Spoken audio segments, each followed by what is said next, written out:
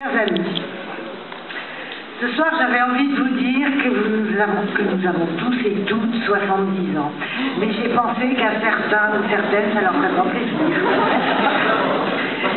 Voilà. C'est pour rendre hommage à tous ceux et celles qui m'ont précédé, parce que je ne suis que le 26e maillon d'une longue chaîne, et surtout pour le travail accompli par eux, accompli aussi par les habitants et par tous ceux qui font vivre le Vieux-Lyon que nous sommes réunis ce soir. Vous avez pu lire dans notre journal spécial, distribué dans toutes vos boîtes aux lettres, enfin au moins pour tous ceux qui habitent le Vieux-Lyon, leurs témoignages originaux et souvent enthousiastes. Je ne vais pas vous faire un énième historique de la RVL qui est connu par beaucoup d'entre vous. Je voudrais simplement rappeler nos deux missions essentielles qui sont la mise en valeur et la protection de nos quartiers exceptionnels et le bien-vivre de leurs habitants.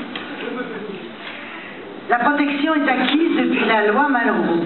La mise en valeur est en bonne voie à en juger par le nombre de touristes qui fréquentent le Vieux-Lyon. La mise en valeur aussi, peut être encore améliorée et on a encore beaucoup d'idées à mettre en œuvre. La préservation est un travail à renouveler sans cesse. Nous y veillons chaque jour avec l'aide de la ville, de la métropole et des différents services. Bien sûr, nous ne sommes pas tout seuls. L'aide de l'architecte en chef des monuments historiques et aussi de l'architecte des bâtiments de France, que je salue, qui est quelque part. Mais il ne suffit pas de préserver et de mettre en valeur. Il faut aussi réfléchir à l'avenir de ce patrimoine. C'est ce qu'avait initié Véronique Netter, la précédente présidente, lors du 50e anniversaire du premier secteur sauvegardé de France en 2014. Pour reprendre ces termes, l'équilibre de ces quartiers est sur le fil. Sur le fil parce qu'il faut veiller à maintenir une mixité sociale. Sur le fil à cause du tourisme de masse et de la prolifération des locations saisonnières qu'on appelle communément les Airbnb. Sur le fil avec la multiplication des magasins de chaîne au détriment des commerces indépendants de proximité.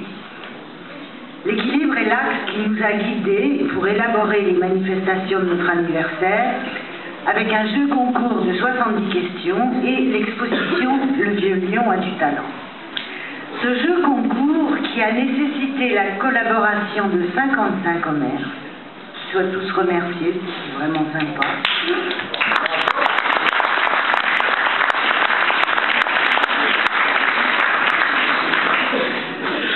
Avait pour but de vous faire redécouvrir le Vieux-Lyon autrement.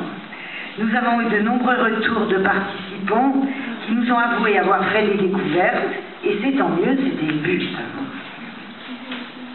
De la même façon, nous avons voulu mettre à l'honneur, en affichant leurs portraits, tous ceux et celles qui font vivre le Vieux-Lyon, les artistes, les artisans et les commerçants qui ont choisi de s'installer ici et qui, aux côtés des habitants, participent à l'esprit des lieux.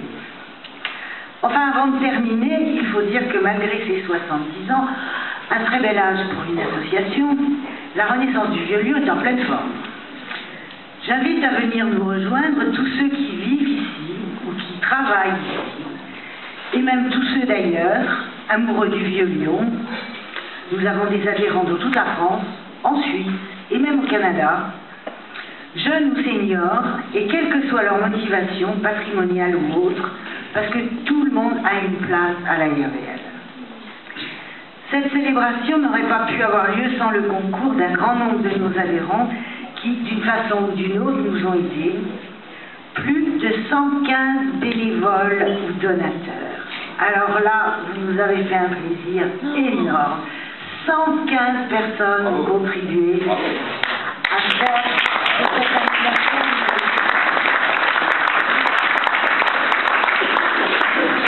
Et ça n'aurait pas pu avoir lieu non plus sans le concours de nombreuses entreprises, comme l'entreprise Comte, que tout le monde connaît bien dans le Vieux-Lyon pour toutes ses restaurations magnifiques, avec le concours d'LPA, de l'Externat Sainte-Marie, de Lyon City Boat, de Lyon City Tour, du musée musée miniature et cinéma, du musée des Ottomans et d'autres encore, et sans soutien de la justice et de la métropole qui nous ont permis d'afficher sur les grilles du palais et qui nous reçoivent ce soir, sans soutien de Mme Gilda Aubert, députée, et bien sûr sans soutien indéfectible de la mairie de Lyon.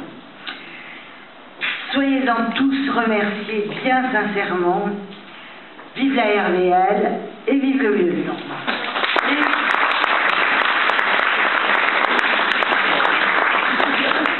Et vive la ville de Lyon, présidente de l'Organisation des villes du patrimoine mondial.